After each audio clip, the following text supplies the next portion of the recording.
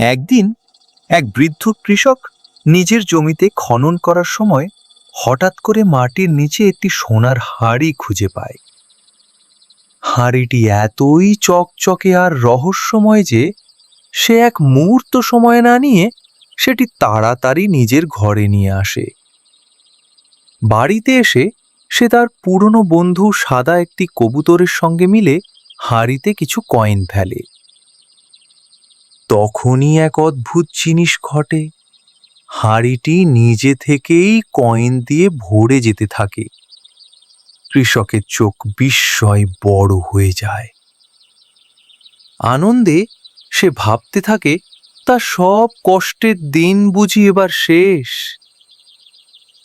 কিন্তু একদিন যখন কৃষক মাঠে কাজে ব্যস্ত, তখন একটি বিষাক্ত সাপ নিঃশব্দে এসে হাঁড়ির ভেতরে ঢুকে পড়ে। কৃষক যখন বাড়ি ফিরে আসে, দেখে হাঁড়ি থেকে বেরিয়ে আসছে অসংখ্য সাপ। লাফাতে লাফাতে চারদিকে ছড়িয়ে পড়ছে তারা। কৃষক আর কবুতর ভয়ে চিৎকার করে দৌড় দেয়। সাপগুলো সারা গ্রামে ছড়িয়ে পড়ে। চারদিকে আতঙ্কের ছায়া নেমে আসে। সবাই দিশেহারা।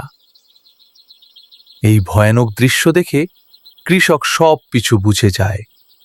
সে আর কবুতর মিলে আবার সেই সোনার হাঁড়িটি তুলে নিয়ে ছোটে মাঠের দিকে। যেখানে সে এটি পেয়েছিল, ঠিক সেই জায়গায় তারা মাটি খুঁড়ে হাঁড়িটিকে আবার পুঁতে দেয়। মুহূর্তেই গ্রাম জুড়ে শান্তি ফিরে আসে। গাছের পাতাও যেন স্বস্তিতে দুলতে থাকে। কিন্তু কৃষকের চোখে জল এসে যায়। কারণ তুমি এখনো লাইক আর সাবস্ক্রাইব করোনি।